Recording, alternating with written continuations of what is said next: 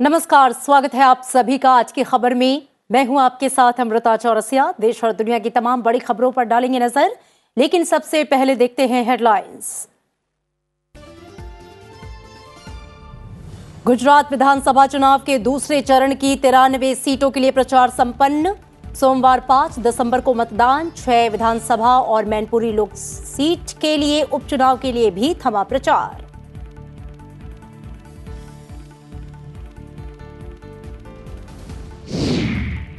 नौसेना को 2047 तक आत्मनिर्भर बनाने का लक्ष्य। नौसेना प्रमुख एडमिरल आर हरिकुमार का बयान।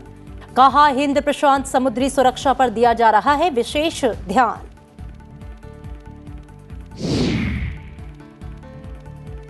राष्ट्रपति का दिव्यांगजनों के लिए स्वस्थ वातावरण बनाने पर जोर। कहा, सरकार की ओर से किए जा रहे हैं कई प्रयास। दिव्यांगों के सशक्तिकरण के लिए कार्य करने वालों को किया सम्मानित। अंतर्राष्ट्रीय मुद्रा कोष ने किया भारत के G20 एजेंडे का समर्थन। वैश्विक संकटों से जुड़े मुद्दों पर आम सहमति बनाने पर दिया जोर। बाली घोषणा को अंजाम तक पहुंचाने में भारत की अहम भूमिका। और फीफा फुटबॉल विश्व कप के नॉकआउट मुकाबले आज से शुरू। नीदरलैंड्स का मुकाबला अमेरिका से और अर्जेंटीना का ऑस्ट्रेलिया से match. Junior Asia badminton championship में भारत के 5 पदक तय।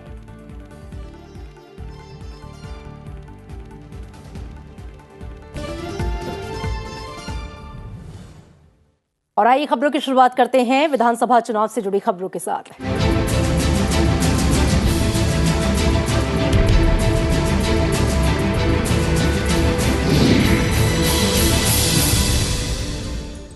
गुजरात विधानसभा चुनाव के दूसरे चरण के मतदान के लिए प्रचार आज शाम को पूरा हो गया। आखिरी दिन उम्मीदवार और राजनीतिक दलों ने मतदाताओं को लुभाने की पूरी कोशिश की। दूसरे चरण का मतदान 5 दिसंबर को होगा। विधानसभा चुनाव के दूसरे चरण में राज्य के कुल 182 सीट में से 93 सीट पर वोट डाले जाएंगे।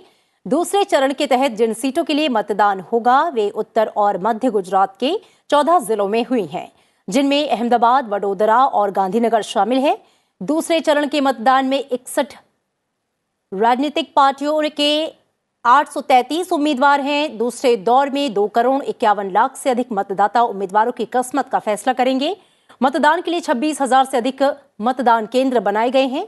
इसमें 37,000 से अधिक बैलेट यूनिट, 36,000 से अधिक कंट्रोल यूनिट और 40,000 से अधिक वीवीपैट इस्तेमाल किया जा रहा है।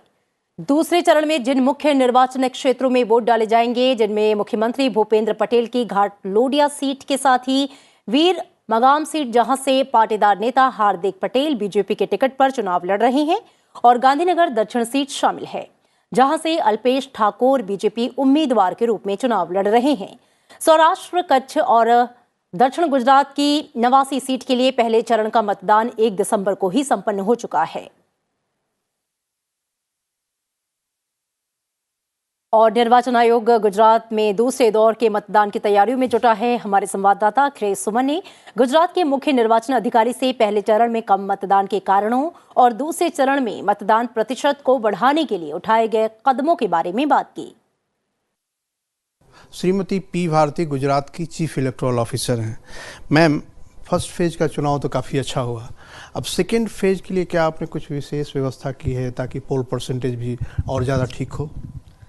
फर्स्ट फेज़ में हमारा वाटर टर्नआउट कम हुआ है। इसके लिए क्या कारण हो सकता है, थोड़ा एनालिसिस किया। 2-3 चीज़ है हम सबको बोलना चाहते हैं। एक तो हम वाटर इन्फॉर्मेशन स्लिप सभी लोगों को दिया है। कुछ जगह पे हमको ऐसा मिला है कि वाटर इन्फॉर्मेशन स्लिप लेकर गए लोगों ने। ये तो पहले से ही हम देते हैं, सो फर्स्ट टाइम नहीं है। फिर भी मैं बोलना चाहती हूँ, वाटर इन्फॉर्मेशन सिर्फ इन्फॉर्मेशन के लिए दी जाती है, पुरावा के लिए नहीं, मतलब प्रूफ के लिए नहीं। प्लीज़ सब लोग एपिक कार्ड लेके जाइए। सपोज इनकेस एपिक कार्ड नहीं होते तो आधार कार्ड, ड्राइविंग लाइसेंस, ऐसा कोई 12 प्रकार का पुरावा है वो लेके जाइए। दूसरा, मुझे ऐसा पता चला कि मतदान का समय है 8 to 5 है। कुछ जगह ऐसा पता है 5 के बजे के बाद गया। प्लीज़ 8 to 5 है, प्लीज़ आप 5 बजे के पहले जाइए। मैं आपकी राजनीतिक दलों से भी बैठक हुई होगी, क्या आपने उनको भी सेंसिटाइज किया है जिस बारे में आपने अभी बताया कि वो अपने वोटरों को, अपने जो मतदाता हैं या समर्थक हैं, उनको इस बारे में अवेयर करें? ये सबको पता है। हमने आज भी मैंने प्रेस मीटिंग सभी मीडिया मित्रों को भी बताया, अभी पॉलिटिकल पार्टीज को भी हमने लिखित में जान किया है, सबको पता है। बट फिर भी आई वांट टू सबको एक बार आपके माध्यम से बोलना चाहती हूँ। अच्छा, मेरा आखिरी सवाल है मैम कि ये जो चुनाव पोलिंग स्टेशन पे जाने का, वहाँ जो मान लो कि विकलांग लोग हैं, कुछ फिजिकली चैलेंज लोग हैं, उन लोगों के लिए जो व्यवस्था आपने की थी, वो व्यवस्था क्या मुकम्मल रही और इस बार और ज़्यादा व्यवस्था करेंगे आप? 99.5% अच्छा ही हुआ। मुझे एक दो जगह से कंप्लेंट मिला कि सुविधा नहीं है और व्हील चेयर नहीं मिला है, एक दो जगह है, ज़्यादा नहीं। एंड फिर भी हमें आज सभी कलेक्टर्स को, हमारा चुनाव अधिकारियों को, सबको मीटिंग में बुला कि 1% भी ऐसा प्रॉब्लम नहीं होना चाहिए, सभी लोग डबल चेक करें कि सबको सुविधा मिले। तो सेकेंड फेज के लिए चुनाव आयोग पूरी तरह तैयार है और जो भी लूप होल्स हैं उसको पूरा करने की पूरी कोशिश की गई है। कैमरा पर्सन राज ठाकुर के साथ अहमदाबाद से संसद टेलीविजन के लिए मैं अखिलेश सुमन। और आइए सीधा रुख करते हैं गुजरात के अहमदाबाद का, जहां से हमारे वरिष्ठ सहयोगी अखिलेश सुमन हमारे साथ जुड़े हैं। अखिलेश जी, दूसरे दौर की वोटिंग होनी है और तैयारियां जो है वो जोरों पर है। राजनीतिक पार्टियों ने भी अपनी पूरी ताकत झोंक दी। आज चुनाव प्रचार का अंतिम दिन था, आपकी बात भी हुई मुख्य चुनाव अधिकारी से। दूसरे चरण के लिए क्या तैयारियां हैं, वोट परसेंट बढ़े हैं, इसको लेकर क्या तैयारियां हैं और दूसरे चरण के खास मुद्दे क्या हैं? देखिए, सबसे पहली बात तो यह है कि मुख्य चुनाव अधिकारी तो तैनाती करती हैं, व्यवस्था बनाती हैं, लेकिन यह जिम्मेदारी दो लोगों की होती है। एक तो मतदाताओं की कि वे लोकतंत्र में विश्वास करते हुए अपने प्रतिनिधि को चुनने के लिए ज़्यादा से ज़्यादा संख्या में जाएं, और दूसरा राजनीतिक दलों की यह कोशिश होती है कि उनके भी जो समर्थक है वो बड़ी संख्या में जाए, कोई छूटे नहीं, कोई भी समर्थक इस तरह की स्थिति में नहीं रहे कि ठीक है नहीं भी जाएंगे तो क्या होगा। तो इसके लिए अभी जो पूरी तरह 5 बजे के बाद, या मैं कहूं कि 5 बजे से पहले ही सभी राजनीतिक दलों का एक दस्ता डोर टू डोर कैंपेन में लग गया था, और कल भी पूरे दिन और देर रात तक ये लोग लगेंगे, सबको पर्चियां भी बांटेंगे, उसके अलावा सबको ले जाने की व्यवस्था भी करते हैं राजनीतिक दल। बहुत सारे राजनीतिक दल ऐसी व्यवस्था करते हैं कि मान लो कि कोई डिसेबल्ड है तो पंचायतों के माध्यम से या नगर पालिका के माध्यम से, कई बार व्यक्तिगत व्यवस्था भी करते हैं कि वे वोटरों को वहां ले जाएं। तो ये सारी सुविधाएं प्रदान करके, चाहे वो बीजेपी हो या कांग्रेस हो या आम आदमी पार्टी हो, सबकी कोशिश यह है कि इस बार सेकेंड फेज का जो चुनाव है, पिछले 2017 के चुनाव में जो वोटर टर्नआउट हुआ था उससे भी ज्यादा हो। और जहां तक मुद्दों की बात है अमृता, तो देखिए मुद्दे जो हैं बहुत ही, इस बार का चुनाव थोड़ा सा फर्स्ट फेज से थोड़ा सा डिफरेंट है, क्योंकि फर्स्ट फेज में सौराष्ट्र इलाका था जो बेसिकली किसानों का इलाका था, लेकिन सेकेंड फेज में कई शहर भी हैं और उसके अलावा ट्राइबल कम्युनिटी भी बहुत ज़्यादा है इस फेज में। तो दोनों जो दल हैं, बीजेपी और कांग्रेस, दो सबसे बड़ी राजनीतिक पार्टी है यहाँ गुजरात के चुनाव में, दोनों अपने आप में एक ध्रुवीकरण कराने की कोशिश कर रहे हैं, और ध्रुवीकरण में दोनों के अपने अपने मुद्दे हैं। कांग्रेस जहां अपने मुद्दे को उठा रही है, खास करके जो विकास के बाद की स्थिति, बेरोजगारी का मामला हो या विकास को और ज़्यादा आगे बढ़ाने का मामला हो, वो उधर उस तरफ आम आदमी पार्टी भी जो मुफ्त शिक्षा, मुफ्त चिकित्सा, ये सारी बातें जो आम आदमी पार्टी करती है, और बीजेपी ने जो अभी तक विकास किया है उसके नाम पे और उसको और आगे बढ़ाने के नाम पे कर रही है। और आदिवासियों और शेड्यूल ट्राइब के बारे में कांग्रेस का ये दावा है कि कांग्रेस का वो पुराना पैस चल रहा है, वो उसे नहीं जाने देंगे, जबकि बीजेपी की कोशिश है कि उन सारे जो आधार क्षेत्र हैं, कांग्रेस के जो आधार वोट हैं,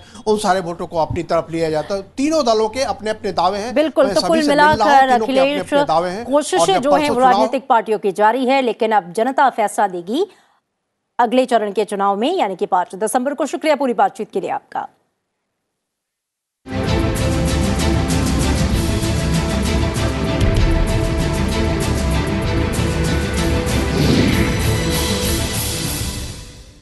और आइए अब नजर डाल लेते हैं कुछ और अहम खबरों पर।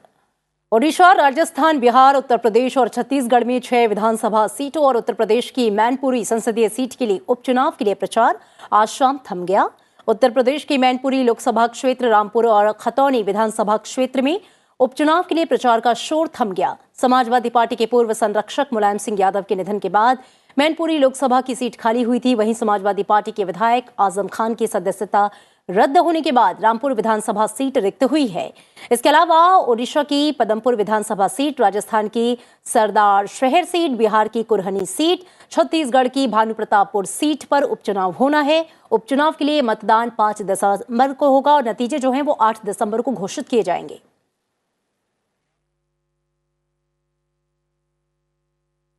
दिल्ली नगर निगम के लिए कल होने वाले चुनाव की तैयारियां पूरी कर ली गई हैं। चुनाव शांतिपूर्ण कराने के लिए मतदान स्थलों पर भारी पुलिस बल तैनात किया गया है।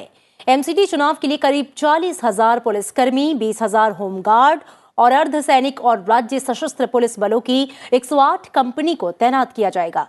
पुलिस ने कहा है कि संवेदनशील क्षेत्रों में कानून व्यवस्था बनाए रखने के लिए 60 ड्रोन का इस्तेमाल किया जाएगा। एमसीडी के 250 वार्ड के चुनाव के लिए 13,680 पोलिंग स्टेशन तैयार किए गए हैं। इनमें 3,356 पोलिंग स्टेशन संवेदनशील हैं। संवेदनशील पोलिंग स्टेशनों पर सुरक्षा के पुख्ता इंतजाम किए गए हैं। प्रत्येक संवेदनशील पोलिंग स्टेशन की वीडियोग्राफी भी कराई जाएगी। एमसीडी चुनाव के दिन वोटरों की सहूलियत को ध्यान में रखते हुए दिल्ली मेट्रो ने एक बड़ा बदलाव किया है। कल सभी लाइनों पर दिल्ली मेट्रो ट्रेन सेवाएं सुबह 4 बजे से शुरू होंगी। ट्रेनें सुबह 6 बजे तक सभी लाइनों पर 30 मिनट के अंतराल पर चलेंगी।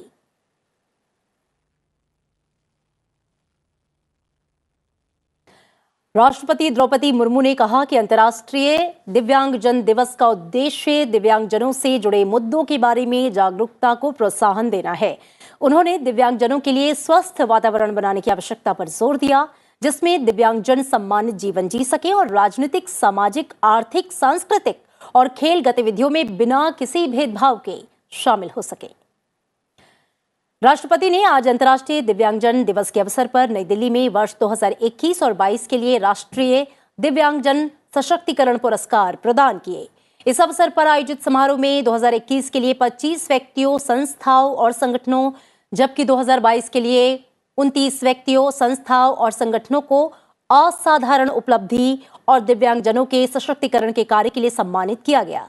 ये पुरस्कार सर्वश्रेष्ठ दिव्यांगजनों के सशक्तिकरण के लिए कार्य कर रहे सर्वश्रेष्ठ व्यक्ति और सर्वश्रेष्ठ पुनर्वास प्रोफेशनल कार्यकर्ता सहित विभिन्न श्रेणियों में प्रदान किए गए। अंतर्राष्ट्रीय दिव्यांगजन दिवस को मनाने का उद्देश्य दिव्यांगता से जुड़े मुद्दों के बारे में जागरूकता को बढ़ावा देना, उनके लिए एक स्वस्थ वातावरण बनाना है ताकि वे एक सम्मानजनक जीवन जी सके। वे बिना किसी भेदभाव के राजनीतिक, सामाजिक, आर्थिक, सांस्कृतिक तथा खेल जैसे गतिविधियों में भाग ले सकें। ऐसे माहौल का निर्माण करना है।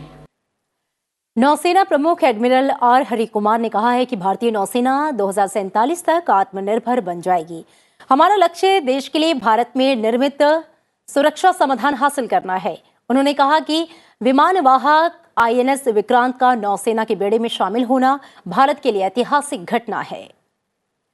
नौसेना दिवस पर संवाददाता सम्मेलन में एडमिरल आर हरिकुमार ने कहा कि यूक्रेन संघर्ष जैसी हाल की वैश्विक घटनाओं ने यह दर्शाया है कि हम अपनी सुरक्षा जरूरतों के लिए दूसरों पर निर्भर नहीं रह सकते। उन्होंने कहा कि समुद्री सुरक्षा की अहमियत पर अधिक बल दिया गया है। हम हिंद महासागर क्षेत्र में चीनी जहाजों की आवाजाही की निगरानी करते रहते हैं। The recent global events, they amply underscore that we cannot remain dependent on others for our own security requirements. The events in the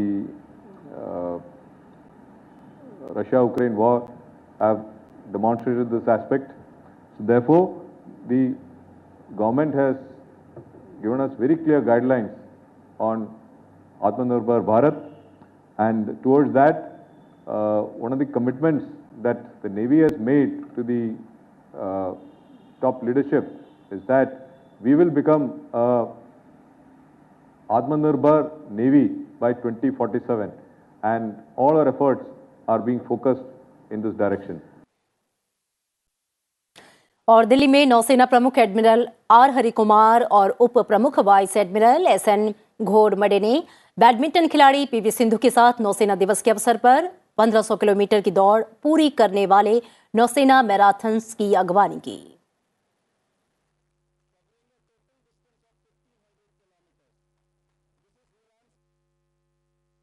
और आइए अब नजर डालते हैं कुछ और प्रमुख खबरों पर। प्रधानमंत्री नरेंद्र मोदी ने विश्व दिव्यांग दिवस पर कहा कि उनकी सरकार ने दिव्यांगजनों के लिए अवसर पैदा करने के वास्ते कई पहल की है। उन्होंने दिव्यांगजनों के धैर्य और उपलब्धियों की भी प्रशंसा की। केंद्रीय इलेक्ट्रॉनिक्स और सूचना प्रौद्योगिकी मंत्री अश्विनी वैष्णव ने दिल्ली में एक राउंड टेबल कॉन्फ्रेंस में दूरसंचार क्षेत्र की निर्माण कंपनियों के 42 सीईओ के साथ बैठक की अध्यक्षता की। सरकार ने राजनीतिक दलों को चंदा देने के लिए इस्तेमाल होने वाले चुनावी बॉन्ड की 24वीं किस्त जारी करने की अनुमति दे दी है। इसकी बिक्री 5 दिसंबर से होगी। एसबीआई की 29 अधिकृत शाखाओं से इन बॉन्ड की खरीद 12 दिसंबर तक की जा सकेगी। पश्चिम बंगाल के पूर्व मेदिनीपुर जिले में टीएमसी के वरिष्ठ नेता अभिषेक बनर्जी की रैली के स्थान के पास विस्फोट हुआ। इसमें 2 लोगों की मौत हो गई और कई दूसरे लोग घायल हो गए। गूगल और अल्फाबेट के सीईओ सुंदर पिचाई ने कहा कि वो हमेशा खुद को भारत से जुड़ा हुआ महसूस करते हैं और जहां कहीं भी जाते हैं अपनी भारतीय पहचान को साथ लेकर जाते हैं। उन्होंने पद्म भूषण से नवाजे जाने के अवसर पर ये बातें कही। वैश्विक स्तर पर सहकारी संस्थाओं से संबंधित आर्थिक, संगठनात्मक और सामाजिक आंकड़ों के संग्रह की परियोजना वर्ल्ड कोऑपरेटिव मॉनिटर में केरल की प्राथमिक स्तर की श्रमिक सहकारिता संस्था को दूसरा स्थान मिला है। मद्रास उच्च न्यायालय ने तमिलनाडु सरकार को निर्देश दिया है कि वो राज्य भर के मंदिरों में मोबाइल फोन के इस्तेमाल पर प्रतिबंध लागू करे ताकि मंदिरों की शुद्धता और पवित्रता को बरकरार रखा जा सके। देश में एक दिन में कोरोना वायरस संक्रमण के 253 नए मामले सामने आए, जिसके बाद उपचाराधीन मरीजों की संख्या कम होकर 4,597 रह गई। नेपाल के निर्वाचन आयोग ने नवगठित राष्ट्रीय स्वतंत्र पार्टी सहित 7 राजनीतिक दलों को राष्ट्रीय पार्टी का दर्जा दिया है। नेपाल में राष्ट्रीय पार्टी का दर्जा हासिल करने के लिए वोट का 3% हासिल करना अनिवार्य है। भारत के प्रथम राष्ट्रपति राजेंद्र प्रसाद की जयंती पर संसद के सेंट्रल हॉल में श्रद्धांजलि अर्पित की गई। प्रधानमंत्री नरेंद्र मोदी ने ट्वीट कर उन्हें श्रद्धांजलि अर्पित की और उन्हें महान नेता बताया।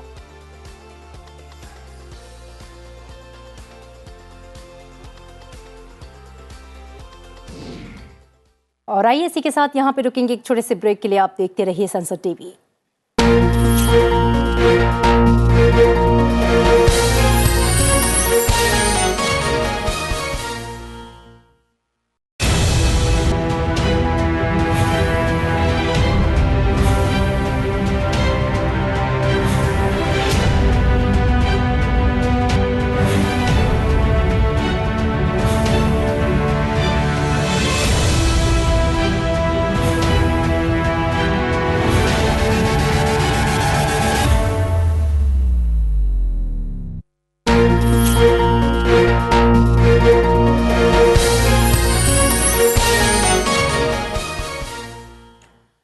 ब्रेक के बाद स्वागत है आपका और अब नजर राज्यों से जुड़ी खबरों पर।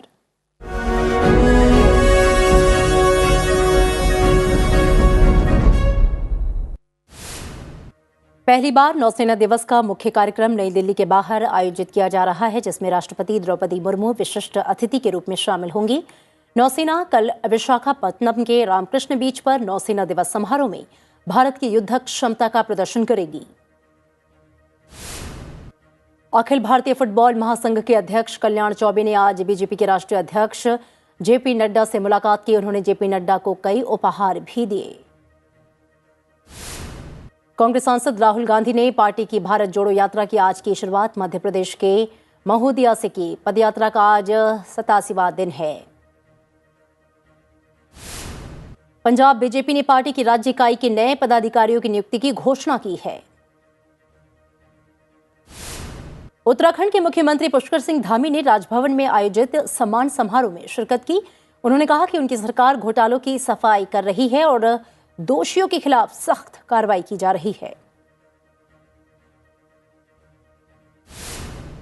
पंजाब के फिरोजपुर जिले में भारत पाकिस्तान सीमा के पास बीएसएफ ने 5 राइफल और इतनी ही संख्या में पिस्टल बरामद की। गंडू किलचा गांव में तलाशी अभियान के दौरान एक खेत में संदिग्ध सामान बरामद किया गया।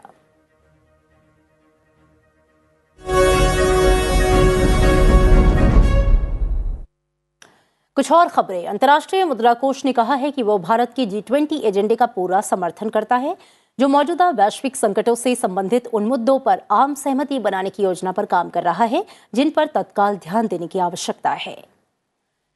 IMF के नीति समीक्षा विभाग की निदेशक सेला पजार बासियोंगलू ने अपने सप्ताह होने वाली भारत और चीन की अपनी यात्रा से पहले ये बातें कही हैं।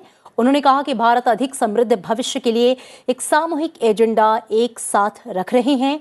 भारत की जारी वैश्विक संकटों से संबंधित उन मुद्दों पर आम सहमति बनाने की योजना तैयार कर रहे हैं जिन पर तत्काल ध्यान देने की जरूरत है। IMF ने कहा गया है कि भारत के G20 एजेंडे का IMF पूरी तरह से समर्थन करता है।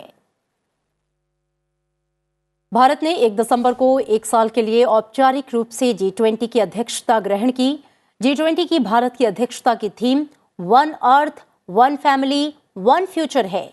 IMF की अधिकारी ने कहा कि इसका मतलब ये है कि भारत मतभेदों को दूर करने और स्थानीय स्तर, संघीय स्तर, अंतर्राष्ट्रीय स्तर पर काम करने की आवश्यकता को प्राथमिकता दे रहा है। उन्होंने कहा कि इंडोनेशिया के बाली में G20 की घोषणा को अंजाम तक पहुंचाने में भारत ने महत्वपूर्ण भूमिका निभाई है। इससे पहले भारत को अमेरिका का मजबूत भागीदार बताते हुए राष्ट्रपति जो बाइडेन ने कहा कि जलवायु, ऊर्जा और खाद्य संकट जैसी साझा चुनौतियों से मुकाबला करते हुए दोनों देश सतत और समावेशी विकास की दिशा में आगे बढ़ेंगे।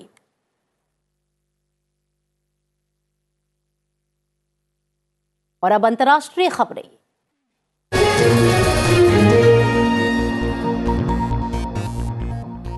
अमेरिका ने धार्मिक स्वतंत्रता की वर्तमान स्थिति के लिए चीन, पाकिस्तान और म्यांमार सहित 12 देशों को विशेष चिंता वाले देशों के रूप में नामित किया। अमेरिका के विदेश मंत्री एंटनी ब्लिंकेन ने ये घोषणा की है। ये अमेरिकी विदेश मंत्रालय द्वारा की जाने वाली एक वार्षिक घोषणा है।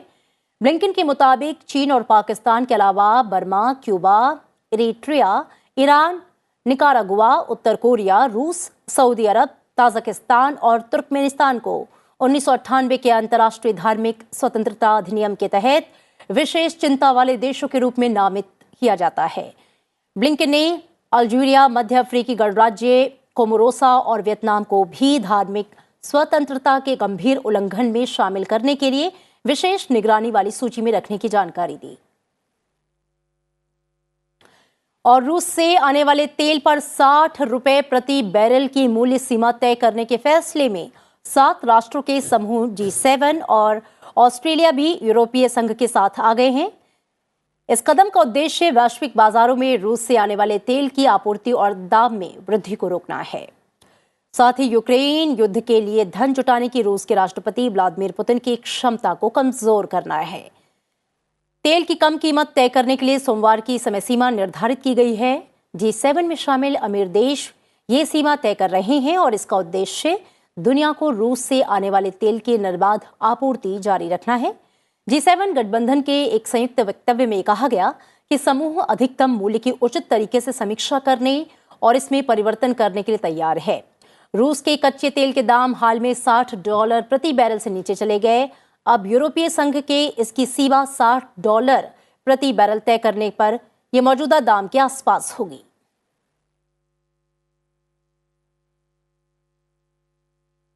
और अब खेल की खबर। फुटबॉल प्रेमियों की निगाहें आज से फीफा फुटबॉल विश्व कप के शुरू हो रहे नॉकआउट चरण पर होगी। पहला मैच रात 8:30 बजे नीदरलैंड्स और अमेरिका के बीच खेला जाएगा। नीदरलैंड ग्रुप ए में 2 जीत और 1 ड्रॉ के साथ अपराजय थी। 20 साल बाद अंतिम 16 में पहुंचे अमेरिका ने 1 मैच जीता और 2 ड्रॉ खेले। 3 बार की उपविजेता नीदरलैंड की टीम अमेरिका से मजबूत नजर आ रही है। एक अन्य मुकाबले में देर रात अर्जेंटीना का सामना ऑस्ट्रेलिया से होगा। इस बार लीग मुकाबलों में सऊदी अरब ने अर्जेंटीना को हराकर उलटफेरों का सिलसिला शुरू किया था। वो जर्मनी, फ्रांस, बेल्जियम, उरुग्वे और ब्राजील जैसी बड़ी टीमों की हार के साथ खत्म हुआ। जापान और दक्षिण कोरिया ने कई दिग्गज टीमों को पीछे छोड़ अंतिम 16 में जगह बनाई है।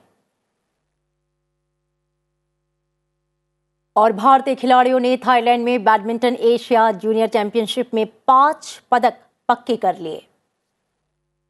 उन्नति हुडा, ज्ञान दत्तू और अनीश थोप्पानी सिंगल्स के सेमीफाइनल में पहुंच गए हैं। डबल्स में अर्श मोहम्मद और संस्कार सारस्वत के साथ जॉन जैसन और आतिश श्रीनिवास पीवी को पदक मिलना तय है।